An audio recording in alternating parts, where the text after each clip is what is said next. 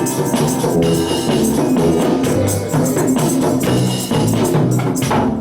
bien-aimé, notre Père et notre Roi, voici au devant de toi, Seigneur, avec le cœur ouvert devant toi, Seigneur. Nous voulons te remercier, Père, pour la vie que tu nous as accordée. Amen. Nous voulons te remercier, Père, pour la foi que tu nous as donnée. Amen. Nous voulons te remercier, Père, pour toutes les bénédictions spirituelles. Alléluia. Merci parce que tu nous as guidés en ces lieux. Merci parce que tu as disposé nos cœurs. Amen. Merci parce que, Seigneur, tu nous as amenés ici dans l'expectative de ce que toi tu vas faire pour nous, Seigneur, ce matin. Je t'abandonne mon frère, je t'abandonne ma soeur.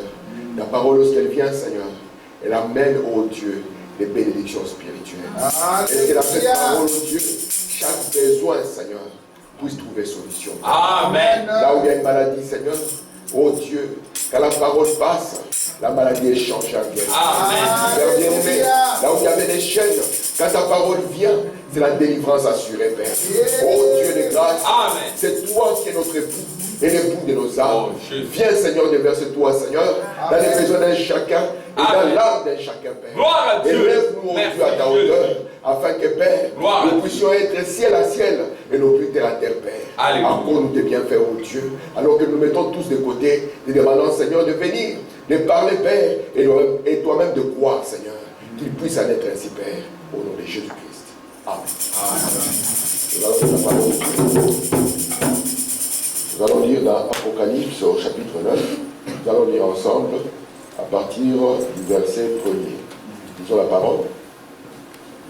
Le cinquième ange sonna de la trompette. Et je vis une étoile qui était tombée du ciel sur la terre. La clé de l'abîme lui fit donner. Et elle ouvrit les puits de l'abîme.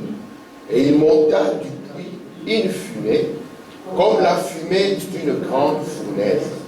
Et le soleil et l'air furent obscurcis par la fumée du puits. Disons encore. Et de la fumée sortirent des sauterelles qui se répandirent sur la terre. Il leur fit donner un pouvoir, comme le pouvoir qu'ont les scorpions de la terre. Il leur fit dit de ne point faire de mal à l'herbe de la terre, ni à aucune verdure, ni à aucun arbre, mais seulement aux hommes qui n'avaient pas les sceaux de Dieu sur leur front. Amen. Que Dieu ajoute des bénédictions à la lecture de sa parole. Amen. Je vous salue tous au nom du Seigneur Jésus. Amen. J'espère que tout le monde va bien. Amen. Je vous remercie d'être là, afin de pouvoir avancer ensemble dans l'étude que nous sommes en train de faire. Amen. Avant de commencer, j'ai quelques salutations.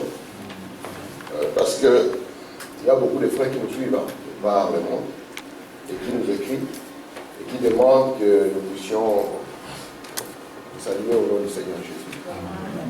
Donc il y a un frère de Pointe-Noire qui a demandé que nous puissions nous saluer au nom du Seigneur Jésus-Christ. Amen. Il y a aussi un frère qui est en Inde qui m'a demandé de vous saluer au nom du Seigneur Jésus-Christ. Amen. Il y a aussi le frère Franck, qui est pasteur en Italie, m'a demandé aussi de vous saluer au nom du Seigneur Jésus-Christ. Amen. Et donc on a beaucoup de salutations. Amen. Amen. Donc si nous servons le Seigneur sérieusement, je crois que cela sera un bénéfice, non pas seulement pour nous, mais pour chaque personne, n'est-ce pas? Amen. J'espère que quand vous venez ici, vous venez avec le cœur en train d'attendre ce que Dieu va faire. Et j'espère que quand vous êtes chez vous, vous priez, n'est-ce pas, en disant, Seigneur, aide ces garçons-là, pour que quand il viendra, qu'il puisse dire quelque chose qui sera bénéfique. Parce que vous savez, nous sommes comme dans une équipe. Amen. Et dans une équipe, nous devons nous soutenir, n'est-ce pas? Vous avez vu, quand Israël était sur le front, Moïse devait garder les mains élevées. Et quand on a constaté que Moïse était fatigué, parce que les mains de Moïse devaient rester élevées, il fallait alors qu'il y ait des frères qui devaient tenir les mains de Moïse de part en part. Amen. Souvent, nous pouvons paraître ici, mais le grand travail, parfois, sera fait par quelqu'un qui ne paraît pas. Amen. Et c'est pour ça que la grande couronne n'est pas seulement pour celui qui paraît devant, non. Mais la grande couronne peut être pour quelqu'un qui passe inaperçu, mais est aperçu par le Seigneur Dieu. Amen. Au temps de Branham, nous le savons, qu'il y avait un pasteur et une sœur qui sont partis, et qu'il y avait 2 couronnes qui étaient réservées.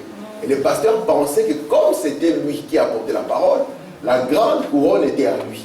Mais Dieu lui a dit non, la grande couronne est à cette maman. Parce que le succès que toi tu avais, C'est parce elle était en train de prier. Amen.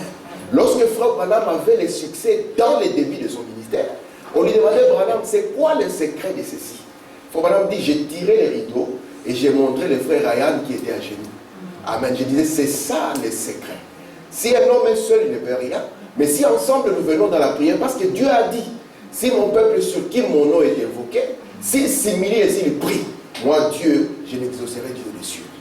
Parce qu'ici nous ne venons pas dans un spectacle, nous venons pour que Dieu nous parle. Amen. Et Dieu n'a qu'un homme qui peut utiliser pour nous parler. Si vous avez besoin que vous venez, Seigneur, dis-moi quelque chose, je crois que Dieu vous dira vraiment quelque chose. Amen. C'est pour ça que si nous venons dans une attente, Dieu va répondre à notre attente. Mais s'il n'y a pas d'attente, Dieu aussi ne répondra à rien. Amen. Amen.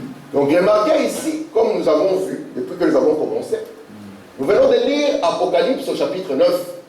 Et nous sommes revenus encore à la 5e trompette. Je vous avais dit, mes frères, que Dieu a un plan qu'il voudrait accomplir dans la rédemption des 3 groupes des gens. Nous avons vu que quand Adam est tombé, il a conduit aussi le monde dans la chute. N'est-ce pas? Parce que quand Dieu voulait corriger Adam, il a dit à Adam, il n'a pas dit à Adam que tu enfanteras dans la souffrance, non. Dieu a une manière où il corrige un homme. Quand Dieu corrige un homme, il frappe tout son environnement. Amen. C'est pour ça que Adam, Dieu a frappé tout son environnement. Branham, quand il n'a pas écouté la voix de Dieu, Dieu a frappé tout son environnement. C'est comme ça que Dieu corrige un homme. Remarquez maintenant, lorsque Adam a été frappé, même son héritage de la terre a été maudit, n'est-ce pas? Et on a dit que la terre va commencer maintenant à produire des épines. Donc avant la chute, la terre ne produisait pas des épines. Et l'homme maintenant devait commencer par le travail à tirer la nourriture de la terre. Mais nous avons vu que racheter signifie ramener la chose dans sa position. Et je vous avais dit que Dieu voulait faire quoi? Il voulait racheter, je crois que celui-ci est fini, il voulait racheter l'Église des nations. Il voulait racheter Israël, parce que l'Église des nations, c'est toujours Israël, n'est-ce pas? N'est-ce pas? Amen. Et puis, il voulait racheter la terre. Est-ce que vous voyez les 3 choses? Et je vous ai dit que Dieu a ce que nous appelons le plan de la rédemption. Mais ce plan de la rédemption va avoir des noms différents par rapport aux gens du peuple ou bien par rapport à l'objet poursuivi. Lorsque le plan de la rédemption est exercé pour l'Église, nous avons dit que cela s'appelle quoi? Cela s'appelle le 7 âges de l'Église. Amen. Amen. C'est ça le plan de la rédemption par rapport à l'Église. Lorsque Dieu veut racheter Israël, ici nous sommes dans les 7 trompettes. C'est ça le programme de Dieu pour Israël. Lorsque Dieu va maintenant traiter avec la terre, il va utiliser les coupes et les malheurs. Donc les 7 coupes et les 3 malheurs. C'est ça le programme. Et Frère Branham nous a dit, de la même manière dont Dieu rachète l'homme, de cette même manière il rachète la terre. Comment est-ce que Dieu rachète l'homme? Dieu rachète l'homme par 3 étapes, à savoir la justification, pardon, la sanctification et le baptême du Saint-Esprit. Amen. Et la terre aussi, Dieu va la racheter de la même manière. Nous avons vu avec vous que Dieu a déjà baptisé la terre. Il a baptisé la terre quand? Lorsque Dieu a détruit la terre au temps de Noé, Dieu a amené la terre dans la justification ou dans les eaux du baptême. Est-ce que ça va? Une fois que la terre a connu la justification, la terre devait aussi connaître la sanctification. Et comment est-ce que la terre a connu la sanctification? Lorsque le Seigneur Jésus est venu mourir et que son sang est tombé sur la terre, il pouvait maintenant commencer à réclamer cette terre. Amen. Et une des choses dont Pierre nous a parlé la dernière fois, il nous a dit que nous savons que cette terre, ce n'est plus la terre de Noé. Il dit cette terre d'aujourd'hui, Dieu va la garder et la préserver pour le feu. Amen. Mais nous savons que nous sommes les fils de Dieu. Et si nous sommes les fils de Dieu, ça signifie que nous ne sommes pas les partisans au jugement. N'est-ce pas? Amen. Regardez maintenant ce que je disais la dernière fois. Je disais maintenant en apportant ceci, que j'avais un objectif. Et ma prière, que Dieu m'aide à vous faire voir cela. Et mon objectif était de vouloir vous montrer ce qu'il y a dans votre Bible. Non pas sortir de la Bible, mais que vous puissiez voir ce qu'il y a dans votre Bible. Voir ce qu'il y a entre le 6e et le 7e psaume. Voir ce qu'il y a entre la 6e et la 7e trompette. Frère Maro, quand tu étais en congé, on a beaucoup avancé. Hein? Et puis, ici, voir ce qu'il y a entre la 6e et la 7e coupe. Je ne sais pas si vous avez fait l'exercice vous-même de prendre la Bible à la maison. Quelqu'un l'a fait? Seigneur, tu l'as fait? Tu n'as pas eu le temps. Ok. Mais j'aimerais, si vous avez le temps, que vous puissiez faire quoi? Prendre l'exercice. Vous prenez juste la Bible et vous regardez, vous lisez là où il y a le 6e psaume. Je vous ai montré où se situe le 6e psaume. Et que vous puissiez voir maintenant, une fois que vous avez terminé de lire le 6e psaume, ce qu'il y a jusqu'à ce que vous arrivez à lire le 7e psaume. Et que vous fassiez le même exercice. Que vous preniez là où il y a la 6e trompette. Que vous lisiez tout ce qu'il y a jusqu'à ce que vous arrivez à la 7e trompette. Et que vous fassiez la même chose avec la 6e coupe jusqu'à ce que vous puissiez voir ce qu'il y a dans votre Bible jusqu'à ce que nous puissions atteindre la 7e coupe. Si Frère Branham n'était pas là, ceci serait abstrait pour nous. Amen. Oh, Dieu ne met rien dans sa parole par hasard. Tout ce que Dieu met dans la parole a une importance capitale. Amen. Amen. Remarquez maintenant, Frère Branham nous a dit que lorsque Dieu traite avec l'Église, il va traiter avec l'Église en allant du 1er jusqu'au 4e psaume. Parce que l'épouse de Christ n'est pas censée passer par la tribulation. Est-ce que ça va? Amen. Donc il va prendre le 1er, le 2e, le 3e, le 4e psaume. Et quand il termine dans le 4e psaume, ça signifie que Dieu a terminé son programme pour ce qui concerne l'Église des nations. Mais pour Israël et pour la terre, Dieu a gardé cela dans ce que nous avons appelé le 6e psaume. C'est pour ça que nous avons dit que le 6e psaume avait un but en 3 parties. Amen. La première partie consisterait à ceux qui sont restés, qui ne sont pas partis dans l'enlèvement. Il faut qu'ils soient purifiés. La deuxième partie consisterait à ce que Dieu doit ramener Israël. Et la troisième partie de ce psaume consisterait dans ce que Dieu doit aussi purifier la terre. Est-ce que ça va jusque-là? Amen. Amen. Maintenant, remarquez mes frères. Vous vous souvenez comment on avait commencé le christianisme à l'an 0? Est-ce que vous vous souvenez? Est-ce que vous vous souvenez? Amen. On a commencé à l'an 0, non? On a commencé à montrer comment est-ce que Jésus est né. Et quand Jésus est né, Judas aussi est arrivé. N'est-ce pas? Il faut maintenant nous a précisé que c'était à l'an 1. Nous avons vu comment le parcours a commencé jusqu'à ce que Jésus va être crucifié. Et comment les âges de l'Église vont commencer à s'étendre. Ici maintenant, remarquez, soyez avec moi. Nous avons commencé à voir avec vous lorsque nous atteignions l'année 1906. Parce que l'année 1906 introduit la dernière étape ou la dernière partie du programme de Dieu avec les nations. Est-ce que ça va? Amen. Et nous avons vu qu'en 1906, il y avait un réveil qui a eu lieu aux États-Unis. C'était le réveil d'Azusa, le réveil qui a produit le monde pentecôtiste que vous connaissez aujourd'hui. Amen. Avant ça, il n'y avait pas encore cela. C'est à partir de ce réveil qu'on a le monde pentecôtiste qu'on connaît aujourd'hui. C'était Dieu qui a ramené les dons dans l'Église. Et ici, l'Église devait continuer toujours à évoluer sous le 4e psaume. Vous êtes avec moi? Amen. Mais un événement va arriver en 1914. En 1914, il y aura quelque chose qui n'avait jamais eu lieu auparavant. Le monde entier va entrer dans la guerre. Or, ce qui va arriver ici, ça sera un des 3 malheurs de la Bible. Et le malheur ici, ne sont pas contenus dans les 4 premiers sceaux, mais le malheur est contenu dans le 6e sceau. Donc ça sera le 6e sceau qui va se déclencher. Est-ce que vous êtes là? Amen. Et lorsque ce 6e sceau va se déclencher, nous avons lu avec vous ici une citation où Frère Branham dit, ça sera Ruth et Naomi qui vont faire une partie de la marche côte à côte. Vous comprenez ça?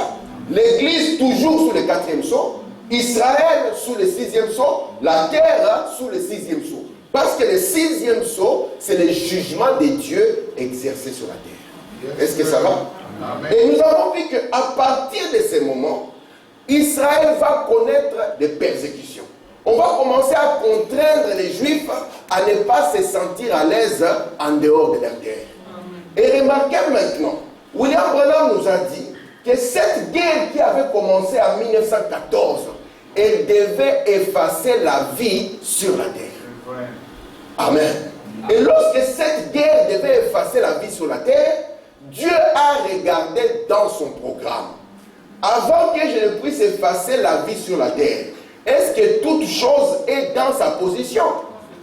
Dieu regarde. Est-ce que l'Église a-t-elle connu la restauration?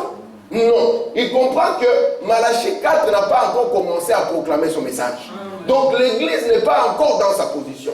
Il regarde à Israël. En 1914, Israël n'est pas encore dans sa terre. Et qu'est-ce que Dieu fait? Nous arrivons en 1918 et Dieu dit dans la parole, arrêtez les vents.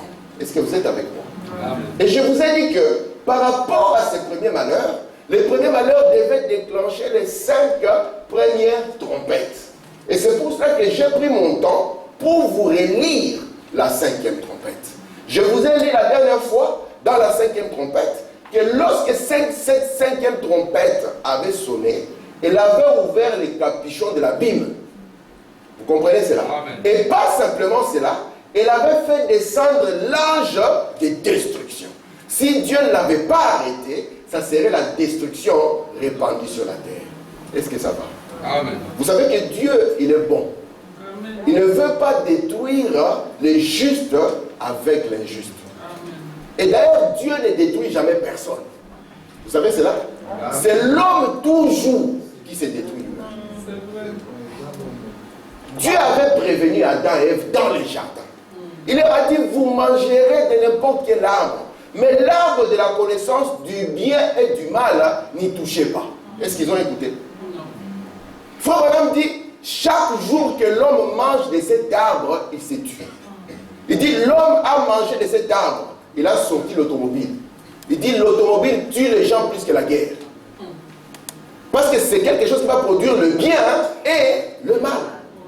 Il dit, il a mangé encore de cet arbre. Il a produit la poudre à canon. Il dit, qu'est-ce qu'il en a fait? Ça a amené la destruction. Maintenant, remarquez mes frères. Nous devons savoir dans quel temps nous sommes en train de vivre. Est-ce que vous êtes avec moi? Parce que je ne voudrais pas que vous puissiez être ignorants du temps dans lequel vous êtes en train de vivre. Remarquez, après cette première guerre mondiale, Dieu l'a arrêté. Vous vous souvenez de ça? Oui. Amen. Donc, Israël, la pression continue. Parce que Branham dit, depuis la première guerre mondiale, la persécution commence. Nous avons vu comment nous sommes arrivés en 1922 et que Mussolini commençait à entrer en scène.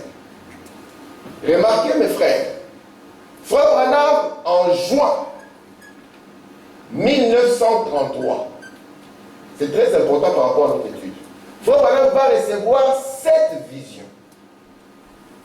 Et il va dire que ce sont des visions d'une importance capitale. Est-ce que ça va? Amen. Ce sont des visions comment? D'une importance capitale. Et Branham, dans la première vision, va voir quoi? Qu'il va y avoir un monsieur du nom de Mussolini. Branham va dire cela. Et la manière dont il ira envahir même l'Éthiopie. Et Branham dira que sa fin sera honteuse. Si vous avez pris l'histoire, vous avez vu comment on avait pendu Mussolini et on a laissé même son corps plusieurs jours. Amen. Amen. La deuxième vision avait montré qu'il y aurait un homme du nom d'Adolf Hitler. Et que cet homme viendrait et il pousserait le monde dans la deuxième guerre mondiale. Est-ce que vous êtes avec moi, mes frères? Amen. Merci Seigneur. Et que cet homme ici, il aurait une fin mystérieuse. Jusqu'aujourd'hui, personne ne peut vous dire comment Hitler est mort. D'autres personnes, ils ont dit, il est parti vivant en Argentine. Les Russes, ils ont dit, c'est nous qui l'avons capturé. Donc jusqu'aujourd'hui, personne ne peut dire avec certitude comment est-ce que cet homme a eu sa fin. Amen. Amen. La troisième vision, oh mes frères, nous avait montré la politique mondiale. Vous vous souvenez? Et il avait montré que, ici avec Mussolini, on avait le premier isme qui était le fascisme. Avec Hitler, nous avons eu le deuxième isme qui était le nazisme. Et il avait montré que les deux seront complètement engloutis dans le troisième qu'on va appeler le communisme. Et la vision avait dit à Frère Branham, en sortant, observe la Russie, Alléluia. Observe le roi du Nord. Est-ce que vous êtes là?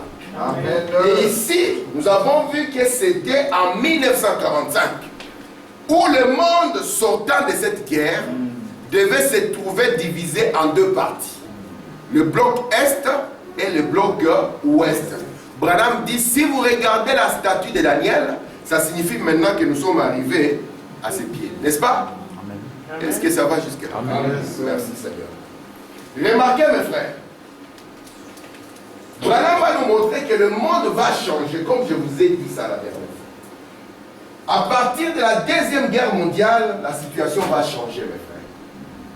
Je place ici 1945.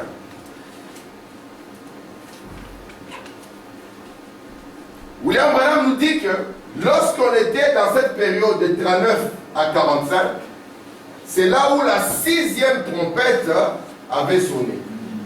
Parce que cette sixième trompette, elle avait amené les démons de persécution. Il n'y a que dans le message où on peut comprendre que ce qui est arrivé aux Juifs était dans le plan de Dieu dans la Bible. On va penser seulement qu'il est revenu comme ça, il a massacré les gens et il est parti. Non, c'était le programme de Dieu. Parce que Jésus avait dit, Jérusalem sera foulée aux pieds jusqu'à ce que le temps des nations soit terminé. Maintenant, comment est-ce que les Juifs qui sont répandus dans le monde allaient rentrer encore en Israël? Il fallait que Dieu fasse la même chose qu'il avait fait lorsqu'Israël était en Égypte. Alors qu'Israël était à l'aise en Égypte, Dieu a suscité des pharaons qui n'ont pas connu Joseph, qui ont commencé à maltraiter Israël afin qu'Israël retourne dans sa terre. Amen.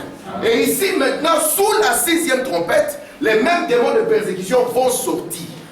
Amen. Et ces démons de persécution vont contraindre les Juifs à commencer à retourner chez eux. Vous êtes avec moi? Et nous avons vu qu'en 1946, le drapeau monte. En 1948, Israël est reconnu. Et Branham dit, lorsque la sixième trompette va retentir, la sixième coupe sera aussi déversée. C'est pour ça que si vous lisez la sixième coupe et la sixième trompette sont liés, ils sont par rapport au fleuve Euphrate ou aux événements qui avaient eu lieu pour Israël en Orient. Est-ce que ça va? Merci Seigneur. Aujourd'hui, nous allons voir une petite chose. Regardez maintenant. Et moi, je voulais maintenant, par la grâce de Dieu, que nous puissions prendre notre Bible, regarder ce qu'il y a à partir de cette sixième trompette, jusqu'à ce que dans notre Bible, nous allons voir ce qu'il y a dans la septième trompette. Amen. Amen. Mais une chose qui devait attirer notre attention, c'est quoi? Est-ce qu'aujourd'hui Israël est dans sa terre? Amen. Est-ce qu'aujourd'hui l'Église a-t-il reçu les derniers messages? Amen. Donc qu'est-ce qui empêcherait le monde d'être détruit? Parce que Branham dit dans la série des 70 semaines, il dit là-bas, Jésus parlant, disant, lorsque Jérusalem sera investie par les armées. Branham dit, cette écriture peut aussi avoir une application future. Est-ce que vous comprenez ça? Et nous voyons aujourd'hui la même configuration. Encore les armées venir aux portes de Jérusalem. Or, nous avons vu avec vous pourquoi il y a eu l'union des nations. Branham nous a dit, cela conduira le monde à Gog et Magog lorsque la Russie viendra pour attaquer Israël. Est-ce que vous êtes avec moi? Et si nous regardons dans les informations devant nous, nous pouvons voir que cela est en train de se jouer juste maintenant. Amen. Et Branham me dit, c'est là où je veux commencer. Soyez avec moi. Amen. Je suis dans le paragraphe 16 du message de la préparation. Puis je m'arrêtais précisément sur ce point, juste une minute, pour dire ceci. Je crois que les gens sont en préparation. Vous savez que la préparation est une chose bonne. Mais les gens sont en préparation. Écoutez pourquoi? Pour la dernière et la plus grande destruction. C'est la dernière que ce monde ait jamais connue. Je crois que nous sommes à la fin. Vous pouvez parler aux gens. Vous pouvez placer un Billy Graham dans chaque ville des États-Unis. Même ici en Belgique. Dans chaque rue. Je continue. Les gens boiront du whisky, fumeront et se moqueront de vous, même des membres d'église. Je vous dis la vérité, même des membres d'église, ils boiront du whisky, fumeront et se moqueront de vous. Et tout le reste, malgré tout.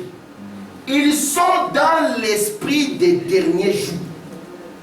Et Dieu ne peut pas envoyer la destruction avant que les gens soient dans l'esprit de la destruction. Dieu n'a jamais, il n'a jamais détruit quoi que ce soit. Chaque fois, c'est l'homme qui se détruit lui-même. Donc, ce que vous êtes en train de voir autour de vous, c'est l'esprit de la destruction. Amen. Peut-être que vous ne le savez pas, mais ce que vous voyez devait vous dire que la moisson est mûre pour être détruite. Est-ce que ça va? Amen. Je continue. Dans combattre la parole. Les gens doivent être dans ce genre d'esprit pour faire venir les derniers jours. Les gens sont dans l'esprit des derniers jours. Les nations sont dans l'esprit du temps de la fin. Ils ont des armes atomiques, des armes à hydrogène, toutes sortes de choses. Parce que c'est l'esprit du jour. Amen. Tout le monde veut avoir la bombe. L'Iran a dit, pourquoi vous autres, vous avez droit à la bombe, pas nous? Pourquoi c'est à vous de décider que vous avez droit à la bombe et les autres pas? Il dit, nous aussi, nous avons droit à avoir cette bombe. Et Branham dit, pourquoi il court derrière cette bombe? Est-ce que la bombe, elle construit les routes? Non. Est-ce que la bombe, elle diminue le chômage? Non. Mais pourquoi il cherche cette histoire? Branham dit, c'est parce que c'est l'esprit de la destruction. Amen. Amen. Le feu dont il est question ici, c'est le feu de la bombe atomique. C'est pour ça que Branham vous a dit, vous, ce n'est pas ce qui vous attend, ce n'est pas votre promesse. Amen. Amen. Amen. Mais vous devez être conscient que la course à l'armement qui a recommencé, c'est à cause de ça. C'est à cause de cette finalité. Amen. Amen. Regardez. Amen. Mais avant que cette bombe atomique frappe, je vous enverrai Élie le prophète. Amen. Amen. Amen. Parce que c'est ça la manière de faire de Dieu. Frère Branham dit, il y a toujours un avertissement avant le jugement. Amen. Dieu ne peut jamais juger quelqu'un sans premièrement qu'il l'ait averti. Je vous ai montré dans la Bible comment Dieu a averti même Caïn. Voilà. Parce que Dieu ne peut pas vous juger si premièrement il ne vous a pas averti. Amen. Et Branham dit, il arrive un temps où Dieu vous avertit. Arrête ceci mon frère, arrête ceci ma soeur. Mais il dit, il arrive un moment où vous ne voulez pas et un jour vous le ferez une fois de trop. Oui. Il dit, vous allez traverser la ligne de démarcation et vous ne saurez plus faire marche arrière. Vous serez maintenant quelqu'un qui sera un candidat au jugement. Est-ce que vous comprenez cela? Un jour, Frère Branham a parlé à une jeune fille. Elle venait à l'église, n'est-ce pas? Et Branham voulait la conduire à Christ. Mais c'était les gens, les membres de l'église, qui veulent la légèreté. Vous comprenez ça? Frère Branham a commencé dans un appel à l'autel. Il a dit, ma soeur, c'est le Seigneur Jésus qui s'adresse à toi. C'est le Seigneur qui t'appelle. Et quand tu t'adresses à quelqu'un comme ça dans une assemblée, les gens parfois les prennent mal. Oui. Vous comprenez? Amen. Il pense que c'est une attaque personnelle alors que c'est la pureté même de l'amour. C'est l'amour au sommet le plus élevé. Que tu vois quelqu'un commencer à sortir, lui dire, mon frère, reviens sur le chemin. Reviens sur le chemin. Parce que si tu sors, les conséquences risqueront d'être mauvaises. Amen. Et vous savez, cette fille, comme elle était la fille d'un diacre, elle a dit, mon père a beaucoup plus de religion pour tous. Branham a dit, non, on n'a pas une religion du père pour toute la maison. Non. Non. Chacun doit avoir sa propre expérience. Que tu sois la femme d'un prédicateur, la femme d'un pasteur, tu dois connaître Dieu seul. Très bien. Parce que lorsque Dieu vient parler à nous, l'église, il nous parle individuellement. Frère Branham dit, je lisais une situation hier à ma femme, où Frère Branham était arrivé dans une ville, et dit c'était une ville qui était belle, mais les maisons étaient penchées. Parce que l'architecte qui a construit n'a pas pu atteindre les rochers. Et Frère Branham dit là-bas, il dit c'est ça le problème avec nos églises. Il dit c'est parce que nous devons nous-mêmes, sans compter sur l'église, atteindre les rochers. Amen. Parce que Jésus a dit, c'est sur le roc que vous serez bâtis. Si toi tu es bâti sur moi, sur frère Armand, et que demain nous abandonnons Dieu, qu'est-ce que tu vas devenir? Amen. Si pour croire en Dieu, tu as besoin de team devant toi, les jours team devant, je suis fatigué, qu'est-ce que toi tu vas devenir? Amen. C'est pour cela que nous devons connaître Dieu dans la puissance de la résurrection. Amen. Que tu sois un enfant, que tu sois quelqu'un d'âgé, tu dois le connaître. Parce que le connaître, c'est ça la vie. Amen. Amen. On n'a pas dit connaître l'église, non. On a dit le connaître lui. Amen. Amen. Les églises ne seront que déception après déception. Amen. Mais lui, le rocher, ne sera jamais déception. Amen. Il sera votre fondement. Il sera votre soutien. Il pourra même vous porter dans les moments les plus difficiles. Amen. Est-ce que vous êtes là? Et quand Dieu va voir la destruction arriver, qu'est-ce que Dieu doit faire? Il doit respecter son programme. Il dit, Branham, va vite. Les garder sur le chemin. Parce que sinon, la destruction arrive. C'est pour ça que Dieu dit, voici. C'est Dieu, pronom personnel. Et il commence d'abord à vous rappeler. Souvenez-vous de la loi. Amen. De Moïse, mon serviteur. À qui j'ai prescrit des préceptes et des lois à l'oreille. Voici. Amen. Donc quand on dit voici, vous regardez vous tous. Je vous enverrai. William Branham. Amen. Et lorsque nous regardons le temps, nous trouvons oui, Branham doit paraître dans son ministère entre la 6e et la 7e trompette devant l'église des nations, afin que les jugements ne tombent pas. Est-ce que vous voulez voir les jugements devant vous? Amen. Regardons. Regardez Frère Branham ce qu'il dit ici. Dans les appelés à sortir, il a prêché le 9 janvier 58 au paragraphe 11. Frère Branham dit, voyons ce qui s'est passé au jour de la destruction et du jugement au temps de Noé. Dieu a déjà détruit la terre. On a dit que Dieu était bon, n'est-ce pas?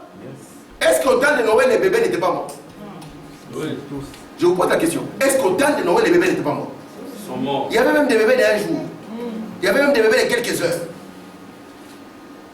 Mais au temps de Noé, il n'y a que oui, il n'y avait même pas de bébés. Ce qui est terrible, il n'y avait même pas de bébés. Dieu n'a même pas sauvé les bébés. Imaginez un peu. Et Branham nous dit ici, voyons ce qui s'est passé au jour de la destruction et du jugement au temps de Noé. Et au temps de Lot. C'était deux destructions, n'est-ce pas? Il dit, tous les deux avaient un rapport avec la troisième destruction. Donc le temps de Lot, le temps de Noé avait un rapport avec la destruction d'aujourd'hui. C'est pour ça que nous avons dit, mes frères, nous n'allons pas dire simplement que nous sommes au temps de la fin parce que nous voyons le mal. Non, nous sommes au temps de la fin parce qu'Israël est dans sa terre. Amen. Amen. Écoutez maintenant, Jésus a dit, ce qui arriva en ce temps-là arrivera de même au jour où le Fils de l'homme viendra pour la seconde fois. Amen. Il en sera exactement comme à l'époque. Continuons. Il parle ici. Et nous avons appris que du temps de Noé, non seulement en ce temps-là, mais aussi du temps de l'autre, comme au temps de jonction. Chaque fois, avant que les jugements frappent la terre, Dieu lance un appel de miséricorde. Amen. Juste avant les jours de la destruction antédiluvienne, Dieu a envoyé un prophète sur la terre. C'est Linda, tout le monde te dira comme au temps de Noé, comme au temps de l'autre. Mais personne ne te dira que Dieu envoie un prophète. Amen. Parce que la preuve, c'est que Dieu a envoyé Noé. La preuve, c'est que Dieu est venu vers le prophète Abraham. Vous êtes avec moi? Amen. Regardez maintenant, Dieu a envoyé un prophète sur la terre, Enoch. Il a envoyé un ange. Il a envoyé un message. Il a accompli le surnaturel. Vous voyez le programme de Dieu? Je continue. Est-ce que ça va? Amen. Mais que faisaient les hommes du temps de Noé? Qu'est-ce qu'ils faisaient? Il y a un message de miséricorde qui est arrivé. Dieu va détruire la terre. Vous savez que Noé a prêché pendant 120 ans. Imaginez une prédication de 120 ans. Si tu la commences à 50 ans, tu finis la prédication à 170 ans. Là, les enfants ont eu des enfants. Et les enfants des enfants. Aujourd'hui, on reste à la maison. Qu'est-ce qu'il prêche encore? Il dit toujours que Dieu va détruire. Il dit, mais ça fait 40 ans, on est fatigué, il n'a pas autre chose. 80 ans plus tard, il prêche toujours. Dieu va détruire. Il arrive même à 100, la 119e année de Noé. Il vient peut-être un peu fatigué. Il dit, mes frères, que Dieu vous bénisse. On pense qu'il va annoncer le mariage. Non. Il dit, Dieu va détruire. Là, tout le monde est fatigué. Il dit, Noé, qu'est-ce que tu veux? Et tout le monde quitte l'église. Noé reste avec sa famille. En train de prêcher la même famille. Mes enfants, mes enfants. Amen. Amen. Jusqu'au point où il construit même un bateau là où il n'y a pas d'eau. On dit, mais cet homme, il devient fou de plus en plus. Vous voyez ce qu'il a fait? Il construit les bateaux, il prend même la famille, il dit la famille, ça c'est une vision de Dieu dans la famille. Amen. Les enfants de Noé au travail, Noé au travail. Amen. Les gens le regardent. Il dit, mais mon frère, mais l'eau va venir d'où? Regarde là où tu es. Tu serais même à côté d'un lac, on comprendrait que tu peux faire la pêche de temps en temps. Mais dans la montagne comme ça continue, n'est-ce pas? Noé, il comprend que l'Éternel en a fini avec cette génération. Amen. Qu'est-ce que Noé fait? Noé entre dans le bateau alors qu'il n'y a pas d'eau. Est-ce que ce n'est pas une folie?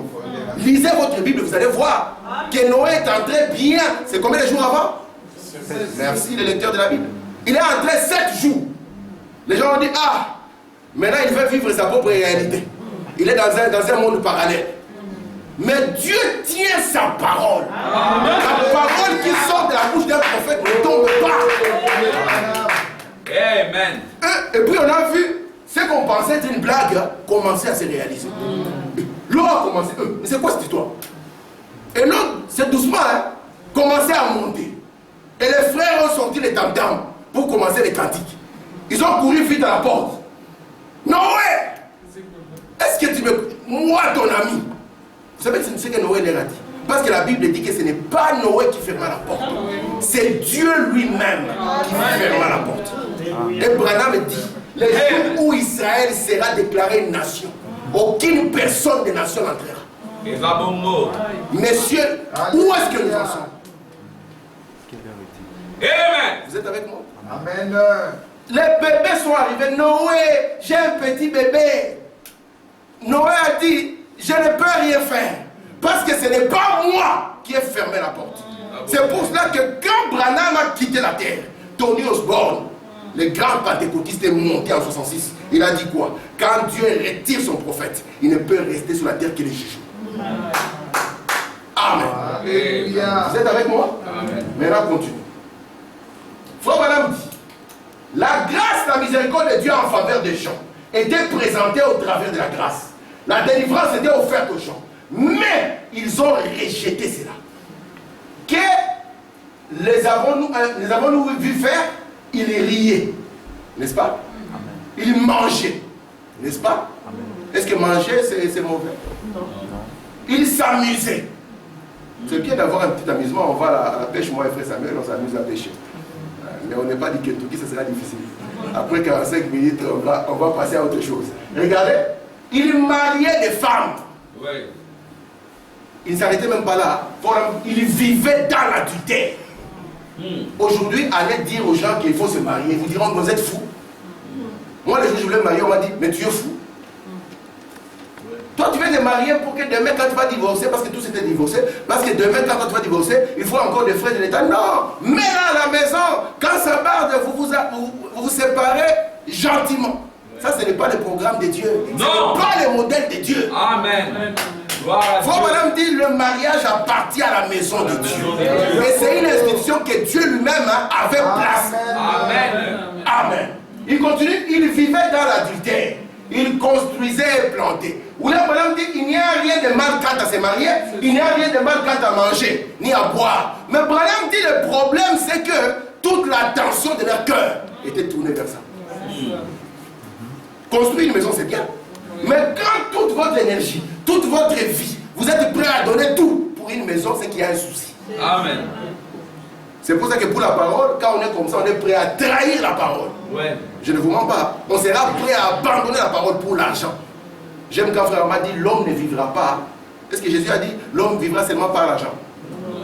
Jésus a dit que l'homme vivra par la foi. Amen. Parce que c'est la foi qui produit tout. Amen. Amen. Regardez. Maintenant, Branham continue. C'est dans une folie complète, totale, que le monde va bientôt sombrer. Le problème, c'est que quand tu travailles dans un asile de fous, à un moment comme ça, si tu n'es pas fort, tu risques de t'identifier à ce monde. Amen. Je vais vous donner. Un jour, j'ai travaillé avec un monsieur. Sa compagne travaillait dans un asile de fous. Elle-même a fini par perdre la tête. Mais il m'a donné une expérience. Il y a eu un garçon. Sa maman a vu que le matin, le garçon ne veut plus quitter la chambre. Il a laissé pousser la barbe, il a laissé pousser les cheveux. Sa maman dit qu'est-ce qu'il y a? Le garçon a dit je suis Jésus. Alors sa maman a compris qu'il y a un problème avec les garçons. Parce que Branham nous a dit c'est possible d'être Jésus. Mais tu n'as pas besoin de rester dans la chambre et pousser les cheveux et la barbe. Tu peux devenir Jésus sans barbe. Amen. Amen. On a pris les garçons, on l'a amené où?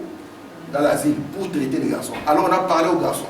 Juste au moment où on a convaincu les garçons qui n'étaient pas Jésus. Vous voyez ça? On a convaincu tu n'es pas Jésus. Il a cru qu'il n'était pas Jésus. Mais quand on les transférait maintenant de l'autre côté, il a croisé une autre personne qui elle aussi, elle était dans les histoires d'hallucination. Quand il a vu les garçons, il s'est agenouillé, il a crié Jésus. Et les garçons ont piqué encore la crise. Il a dit non, vous voyez, elle a confirmé. Je suis Jésus. Et Branham dit si le monde va tomber dans une folie, comment? Le problème est que vous ne vous rendez pas compte qu'autour de vous, il n'y a que des fous. Je vais vous dire, Branham, vous allez commencer à voir. Quand l'intelligence de Dieu vous saisit, vous allez comprendre que je suis en Amen. Très bien. Branham dit c'est dans une folie complète, totale, que le monde va bientôt sombrer. Ça y est presque maintenant. Je vais continuer. Eh bien, vous pouvez avoir les signes avant-coureurs. Donc les signes sont déjà là. La voici. D'accord? Écoutez, la voici la folie. Elle est là. Où? Dans la rue. Donc on va la voir dans la rue. Pas seulement dans la rue. Sur les bancs d'église. La folie au dernier degré.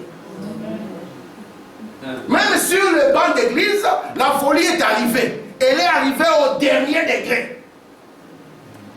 Amen. On peut continuer? Amen. Regardez le prophète. Maintenant, j'aime bien ça. Maintenant, ici, vous vous souvenez, la dernière fois, nous sommes arrivés à la 4e vision, n'est-ce pas? La 4e vision, nous avons vu que le monde va devenir intelligent. Ils penseront qu'ils sont sages. Mais la Bible dit qu'ils vont devenir fous. Et le sommet de ça, ils avaient inventé une voiture qui faisait quoi?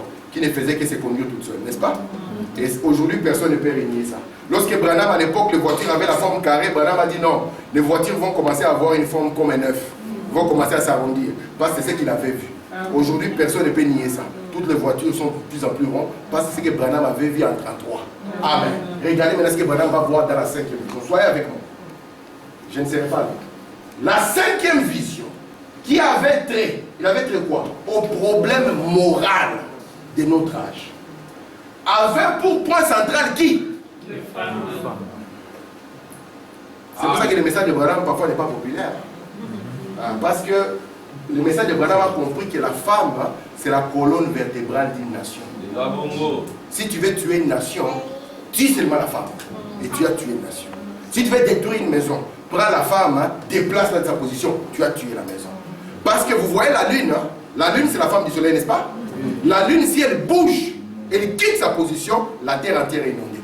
Vous comprenez ça? Et c'est pour cela que les gens, comme Frère Branham, quand il voulait montrer à son père, il dit, moi, je vais aller faire quoi? Je vais aller planter. Son père disait, regarde la lune.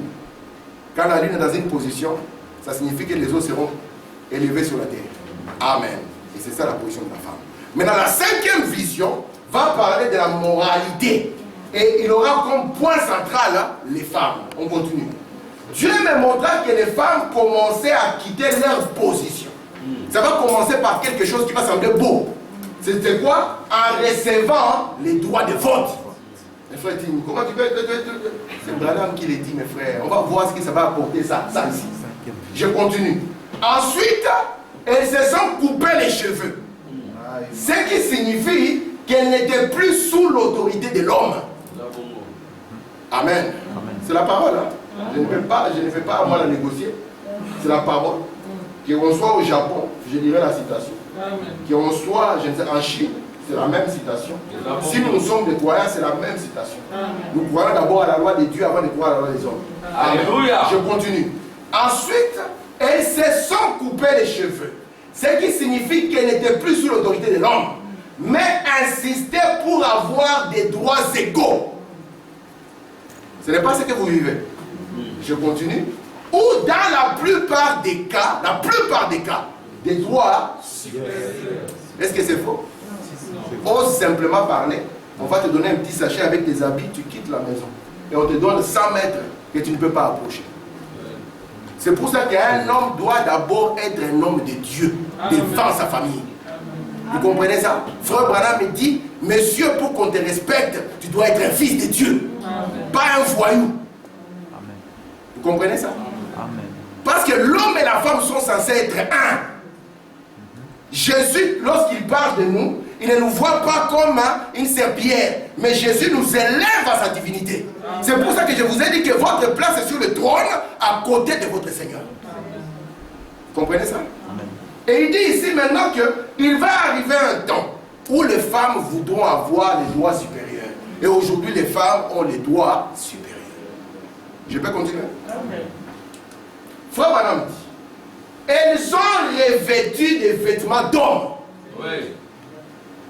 Aujourd'hui, les pantalons font partie intégrante de sa garde-robe. Je peux continuer avec ce Branham, c'est la vision. Hein? C'est en 1930, c'est pas moi, c'est Frère Branham. Moi, je n'ai pas de ministère. Amen. Amen. Il dit ici, elles ont revêtu des vêtements d'hommes. Elles ne savent pas ce qui se passe au fait. Et Frère Branham dit, elles ont fini, à part les pantalons, écoutez, elles ont fini par se déshabiller de plus en plus. Et vous savez comment on dit ça? Un Dieu sexy. Elles ont fini par se déshabiller de plus en plus jusqu'au moment où la dernière image que j'ai vue, c'était celle d'une femme nue. Et c'est pour ça que j'ai dit que cette génération ici a grandi au milieu des femmes nues. À l'exception d'un petit tablier comme un feuille de figuier. Par cette vision, j'ai vu la terrible perversion du monde tout entier et son état moral. Maintenant, frère, toi qui pars, tu vois une femme mal habillée, tu la convoites dans ton cœur. Quelle honte pour un fils de Dieu. Amen. C'est le fléau sur les gens. C'est le fléau sur les gens. Est-ce que vous êtes... Amen. Le monde est devenu fou. À l'époque de ma grand-mère, si on trouvait une grand-mère en mini-jupe, on aurait pris la grand-mère vite fait à l'hôpital psychiatrique. Vous êtes avec moi? Frère Branham va le dire ici. Regardez ici, dans l'union invisible. Il dit maintenant, regardez combien Hollywood a arraché la vertu de nos femmes. Elles prennent comme modèle une actrice de cinéma. Elles se coiffent comme elle. Elles s'habillent comme elle. C'est ça le modèle. Même des femmes qui se disent des chrétiennes. William Branham dit, ces mêmes femmes sont introduites dans les cœurs de petites filles pour que demain elles puissent les imiter. C'est pour ça que Branham a prêché le message, l'invasion des États-Unis, qui était l'invasion de la terre.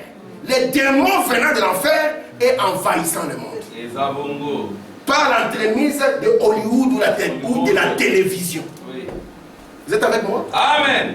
C'est le message de Branham, je ne peux pas faire autrement. Amen. Branham dit, j'étais assis en train d'observer une chère dame âgée. Comme on peut regarder maman Angèle, notre maman, ou bien maman Esther. Sœur Scarder. Beaucoup de nos sœurs ici, sœurs Mour là-bas, les femmes d'un certain âge se souviennent qu'il y a quelques années en arrière, écoutez, si leur mère ou elles-mêmes étaient sorties dans la rue comme certaines de ces femmes qui se promènent aujourd'hui, des membres d'église, on l'aurait taxé de folle et fait enfermer pour avoir oublié de mettre sa jupe. Maintenant, si aujourd'hui elle sort comme ça, vous savez ce qu'on va lui dire? Ah, maman, tu es sexy, hein? Parce que les gens sont devenus fous. Oui, très bien. Est-ce que vous comprenez ça? On lui dira, maman, tu es devenue sexy. Ah, maman, tu as rajeuni. Depuis qu'on t'a dit que c'est mettre à nu, c'est ça rajeunir. Si tu veux rajeunir, c'est la parole vivante.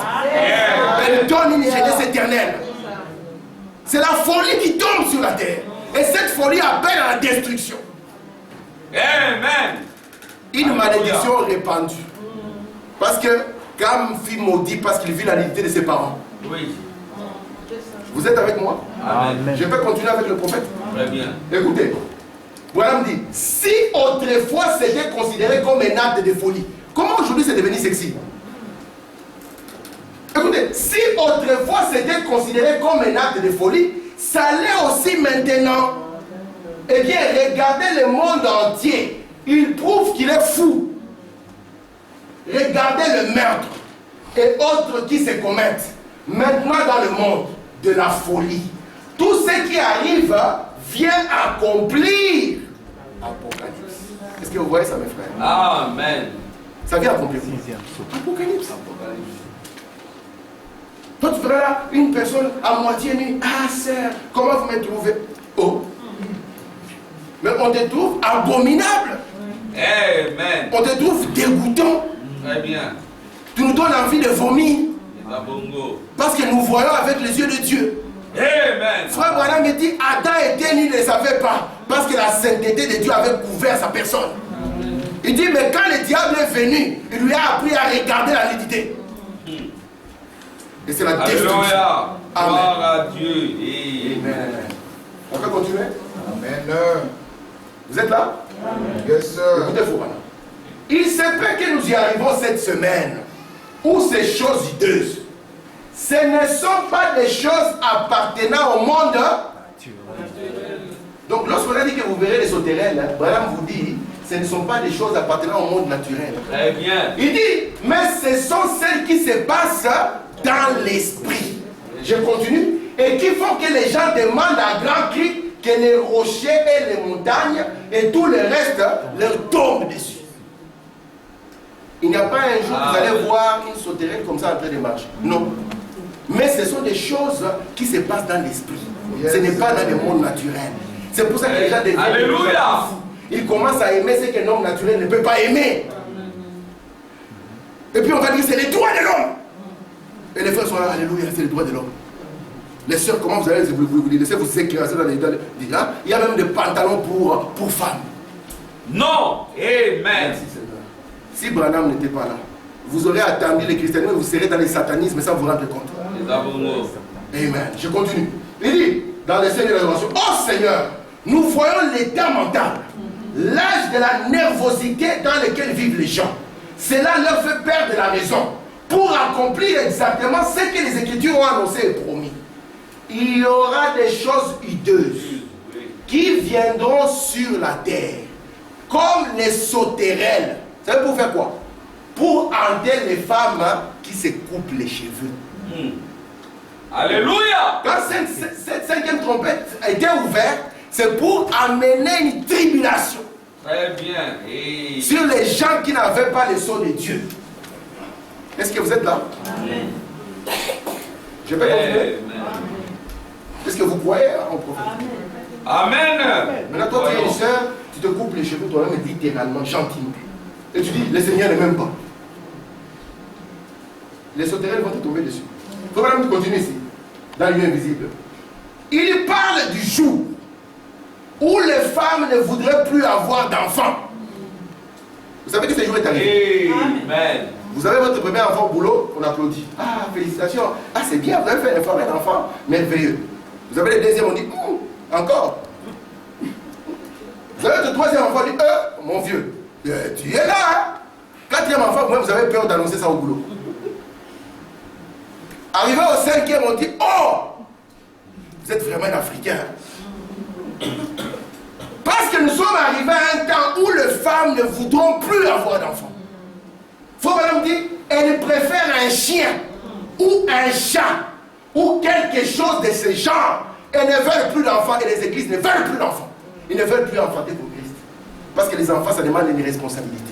Il faut se réveiller la nuit, n'est-ce pas? Il faut le changer, n'est-ce pas? Il faut méditer au Seigneur même quand il est dans ton sommeil. Alors ça demande beaucoup. Mais un petit chat qu'on appelle Grégoire, un petit chien qu'on appelle Jean-Paul. Dis, mon bébé, Jean-Paul vient. Toi tu penses que c'est un enfant. Tu vois un petit chien qui sort. Il faut madame dire ce sont les fléaux. Alléluia. Le cœur d'une mère devait aimer un enfant. Le cœur d'une mère devait soupirer pour un enfant, pas pour un chien. Écoutez, frère madame, pourquoi on les prendrait pour la vieille mère Michel? Quand il passe avec son chien à la main, ça fait sexy, hein? Ça fait brancher. Elle met son manteau, son petit chien sous la main, et en train de les caresser. Tout le monde dit, voici le modèle. Le monde est devenu fou. Je continue. Si elle avait un enfant, ça serait la vieille mère Michel. Tu en as combien? J'en ai plusieurs. Parce que si tu donnes les chiffres, les gens tombent. Je continue ici, pour me dire, voyez-vous, c'est ça l'opinion d'Hollywood. L'opinion d'Hollywood, pas d'enfant. Comme ça, tu peux sortir les vendredis soirs. Sinon, tu vas laisser l'enfant à qui? Vous savez qu'il y a des bébés qu'on a enfermés dans la maison parce que maman était partie dans une boîte? Écoutez, on ne fait pas d'une femme qui soit une mère Michel. Ainsi, ils préfèrent subir une opération ou en faire subir une à elle qui les empêche d'avoir des enfants. Ils ne veulent pas d'enfants. C'est le fléau sur la terre. Amen. Vous êtes avec moi? Amen. On peut continuer? Amen. Ou bien la dose est forte? On continue. On continue. Faut madame dire. Écoutez la situation ici. Voilà, nous avons des enfants, n'est-ce pas? Nous ne sommes pas dans ces cas. Voilà, me revient. Un prophète incontournable. Le seul de l'adoration, paragraphe 249.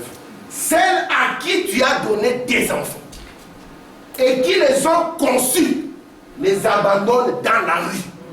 Il faut vraiment dire pour qu'ils agissent comme ils veulent.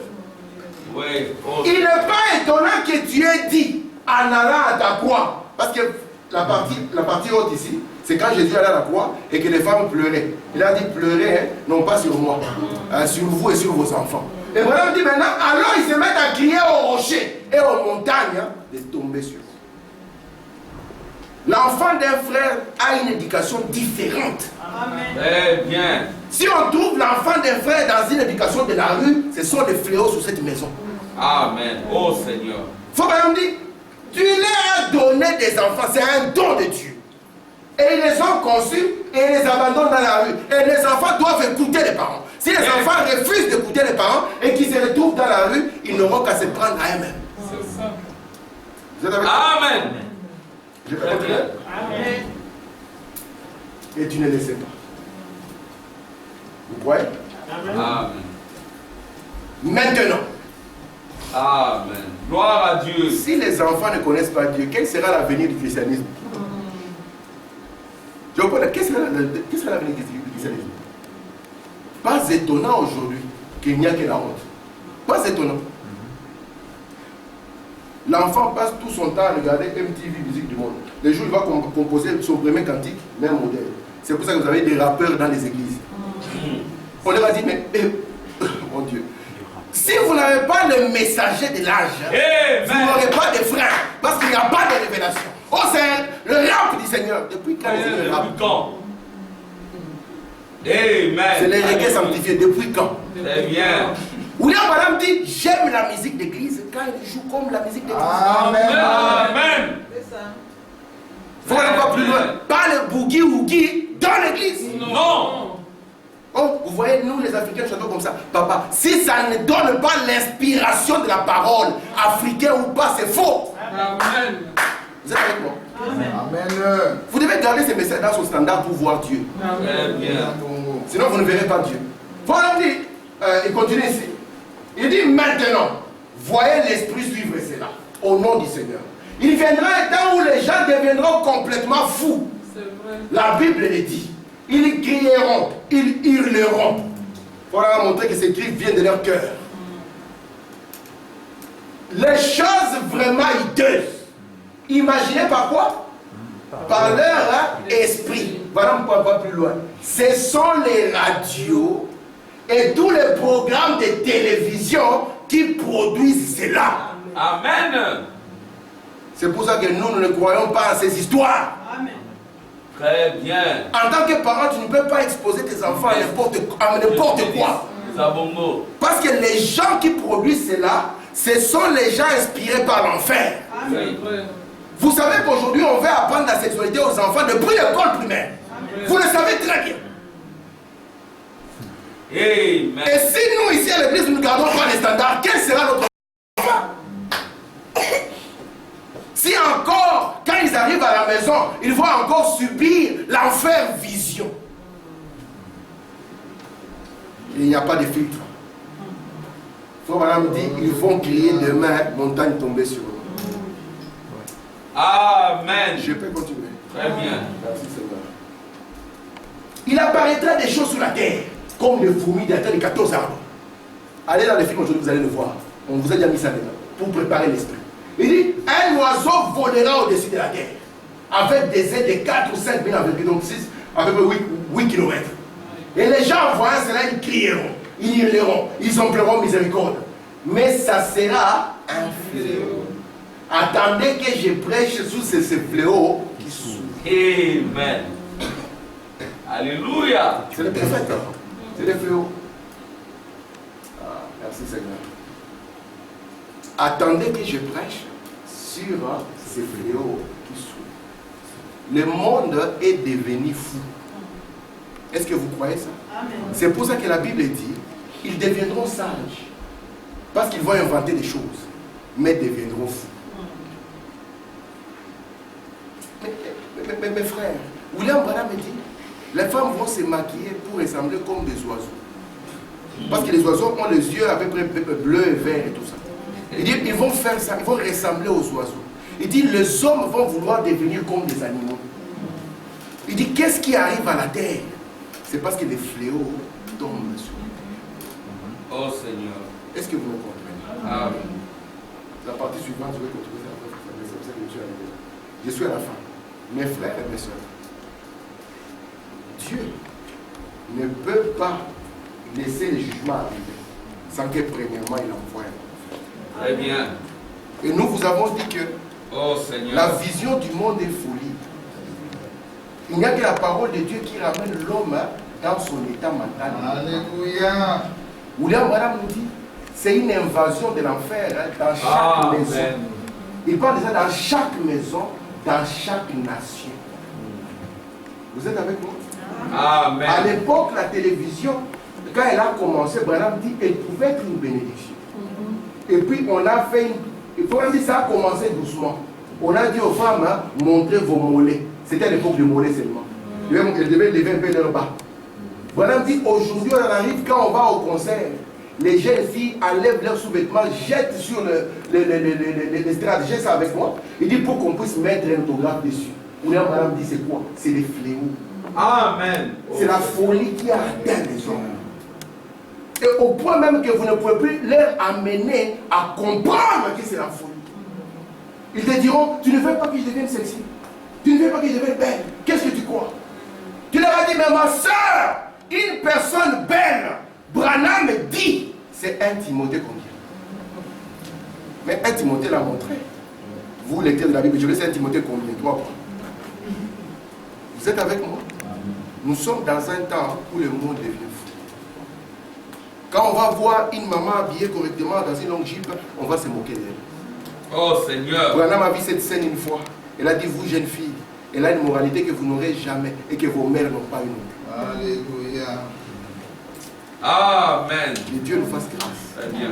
Avec l'enfer qui s'est déversé sur la terre, si vous n'êtes pas dans la parole, il n'y aura plus aucune bonne nouvelle. La folie a atteint les bancs des églises. Et pas seulement les bancs, la folie est arrivée à la chaîne. Oui. Amen. La folie a Elle entoure la terre entière. Et Branham dit, c'est ça l'esprit de la destruction. Que le Seigneur bénisse. Amen. Gloire à Dieu. Nous allons nous mettre Amen.